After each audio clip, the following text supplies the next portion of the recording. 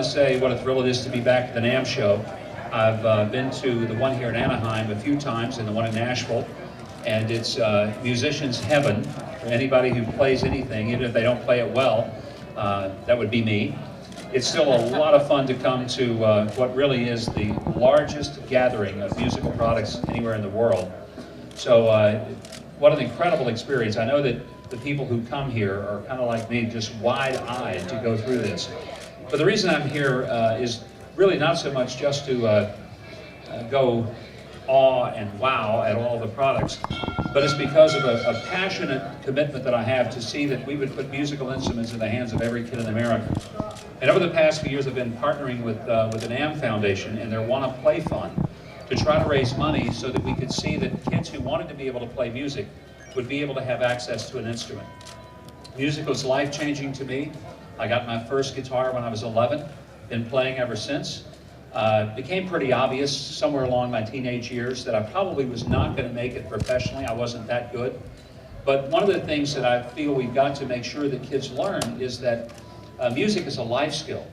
And as I told a reporter a little bit ago, people my age aren't playing tackle football anymore. But I'm still playing music. In fact, I'm having more fun doing it now than I've ever had in my life, because I'm doing it for the joy of it, for the absolute pleasure that is in it.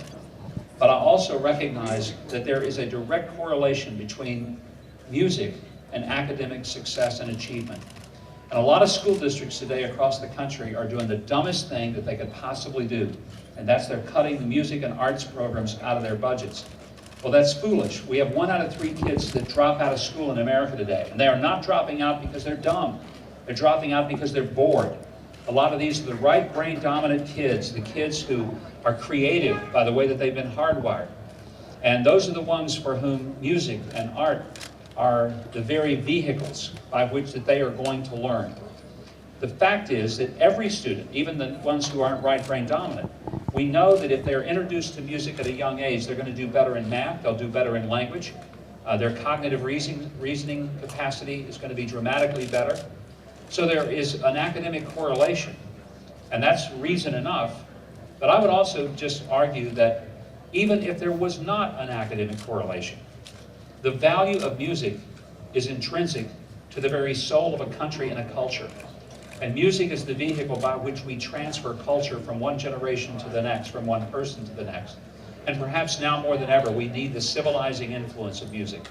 So for me, this is part coming and enjoying the incredible products that are here that give guys like me something to look forward to and put on the Christmas list. But it's also about trying to say that music is a very vital part of who we are as a human civilization. And what I hope and pray is that one day every kid in America who wants to play a musical instrument will have access to one.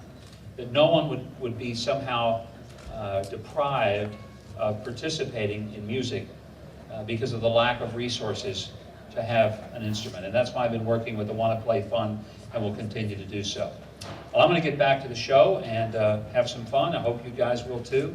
And thank you very much for coming out to this incredible gathering of about 90,000 of people who are as gaga over music and instruments as I am. Thank you very much for being out here today. Oh, okay.